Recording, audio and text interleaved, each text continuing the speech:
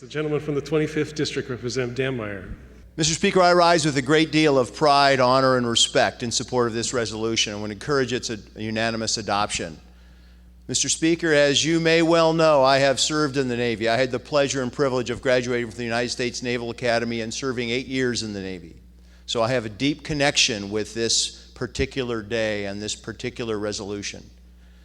And Mr. Speaker, if you'll indulge me a little, I'd like to try to connect us a little more richly with the heritage of this day. We all know that the Navy started in 1775, before we were a nation, when the Continental Congress recognized our nation's critical tie to our seas, that we are a nation of trade and we depend on our ability to freely trade with countries throughout the world, and that involves sea power. So we commissioned those first 2 frigates back in 1775. But Mr. Speaker, it goes beyond that. We can even recall today where we have projected our power. Most recently, our Commander-in-Chief, in conjunction with NATO forces, said we need to intervene in Libya. We need to be part of enforcing a no-fly zone. And Navy submarine ships and aircraft were involved in attacking Libya to render that no-fly zone safe by intervening in those surface-to-air missile things and attacking that. I was very proud of our Navy in that particular point. But Mr. Speaker, I want to draw you back a little further.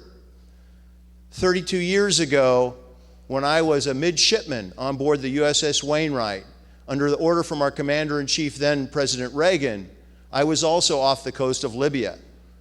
And we were enforcing the requirement that we have international waters and that a country like Libya cannot artificially extend those international waters and restrict our ability to ply the seas. So we had some challenges there, and prior to me arriving, we had shot down a couple Libyan aircraft that were threatening U.S. aircraft.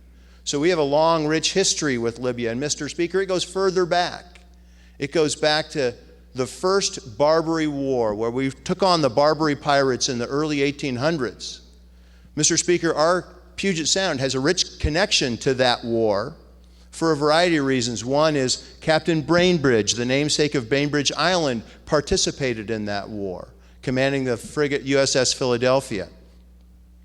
And we also had a situation where Lieutenant Stephen Decatur, the namesake of Decatur Island in the 40th District, led a very daring raid that brought great credit upon him in that particular war.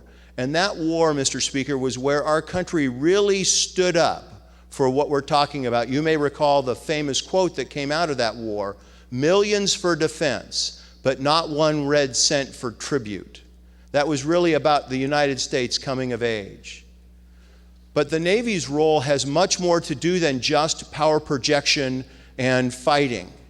We're all aware that the Navy has taken a very prominent humanitarian role of late. In particular, we can think of the Navy's leading the response to the Indonesian earthquake and tidal wave, that devastation.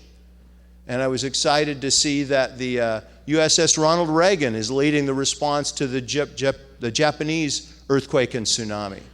And I can remember, Mr. Speaker, as a very young lieutenant junior grade, wading in chest deep with my Seabees at the time to rescue Filipinos in the midst of a flood around our base in the Philippines. And we were actively involved in rescuing those folks. So it goes back farther than that.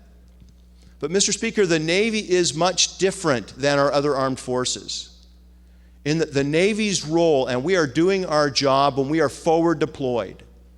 We don't sit back and wait for a conflict. Even in peacetime, our ships and submarines and aircraft are always deployed out there, being a presence for the United States. That's what makes them so effective in responding. They're close, responding to humanitarian aids, or generally influencing the geopolitical environment and discussion without even having fired a shot. So that means, Mr. Speaker, that the men and women of the Navy spend an inordinate amount of time separated from their families. They face a series of sacrifices that is somewhat different than our other armed services.